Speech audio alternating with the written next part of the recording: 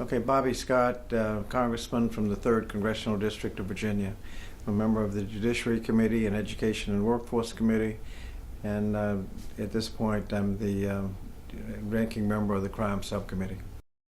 Well, first of all, making crime policy is easy. You have to first make a threshold choice as to whether you're trying to reduce crime or whether you're playing politics.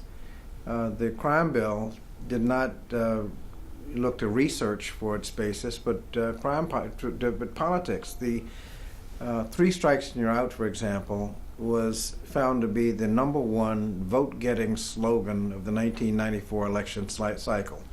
It beat anything you could say about Social Security, health care, the environment. 3 strikes and you're out got you more votes. And if that's your focus, then crime policy is easy. You do political polls and figure out what the good vote-getting slogans and sound bites are. 3 strikes and you're out, and many other provisions were. If you try to analyze in terms of crime reduction value, 3 strikes and you're out never made any sense. When you have a document that is a political document, not a crime reduction document, then a lot of things can happen. You get mandatory minimums, all of the things that lead to increased incarceration without any crime reduction value to it. And so 20 years later, you have a much higher incarceration rate, so much so that one study showed that it's so high that it's actually counterproductive. The Pew study on the states calculated that anything over 500 per 100,000, you're messing up so many families, you're wasting so much money, so many people have felony records. You have it up to 500, enough to cover all of the ones that really need to be in jail. And over that, you're just wasting money and actually increasing the crime rate over 500. National rate now is over 700 per 100,000. In the minority communities, 10 states lock up African Americans at the rate at 4,000 per 100,000. Anything over 500, counterproductive. The Black Caucus was concerned because a lot of the provisions in practice adversely affect the black community disproportionately. The death penalty, for example, and there were 66 new death penalties. There was a provision in the House bill to have what was called the Racial Justice Act, and that is if you could show that the death penalty was being applied in a discriminatory history, then you can bring that up as part of your case to argue against the death penalty in this case. That got lost somewhere between the House and the Senate and was not in the final version. The over-incarceration, the drug offenses, all have had a disproportionate effect on the African American community. And when you add to that these provisions have nothing to do with reducing crime, and they load up the prisons disproportionately with African Americans, and that has happened. I mean, everybody kind of knew that was going to happen. We know what actually reduces crime, particularly violent crime. We know. There's a list of studies, a lot of research. We know what works and what doesn't work. And trying more juveniles as adults doesn't work. Resource officers in the schools doesn't work. Scared Straight, DARE program don't work. Prevention, early intervention, comprehensive approach, getting young people on the right track and keeping them on the right track does work. I mean, we know how to reduce crime.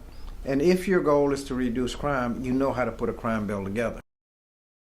Well, many states have figured out that they just cannot afford the simple-minded slogans and sound bites because their prison population continues to grow and they can't afford it. Texas, I think, came to its senses when they figured that they needed, at the rate they were going, billions of dollars. I think it was $17 billion they needed in new prison construction. And somebody said, well, maybe instead of investing $17 billion in prisons, why don't we invest some of it in crime prevention?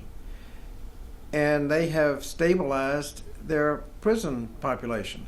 Other states have looked and said, what can we invest in? I think it was Washington State did a list of priorities. What can you do rather than spending money on new prisons, which will be followed by money on new prisons? What can you do in investing in young people to get them on a different trajectory so you don't have to build new prisons? Some of them had immediate payoffs, like second chance programs. When you release somebody, 3 years, they're right back. If you can reduce that significantly, that affects the crime rate. Some have a much longer term payoff. Early childhood education reduces crime rate, but that takes a little time to pay off. But an entire continuum of things that you can do, constructing the cradle to college and career pipeline. You will have fewer people going to prison. Everybody knows that. Many conservatives have concluded, for reasons just dealing with the budget, that there are much better, cost-effective ways of dealing with crime. Rather than waiting for young people to drop out of school, join a gang, mess up, get caught, and then get into a bidding war as to how much time they're going to get. And that's great, but you end up having to build prisons every year, and then you have to you have to pay for the prisons, the upkeep every year, so it just gets worse and worse. They've concluded that you can't afford it. So if you have a lot of conservatives who are now saying that there are much better, cost-effective ways of dealing with crime rather than building prisons every year.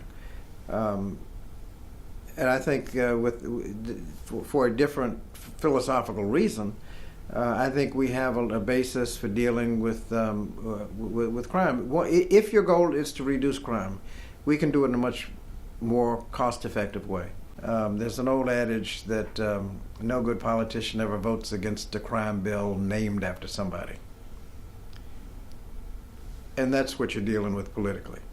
And it can be tough. But if you focus just on the research, just what works, make the choice that we're going to reduce crime and save money, I think there's an opportunity to pursue that course rather than the political course.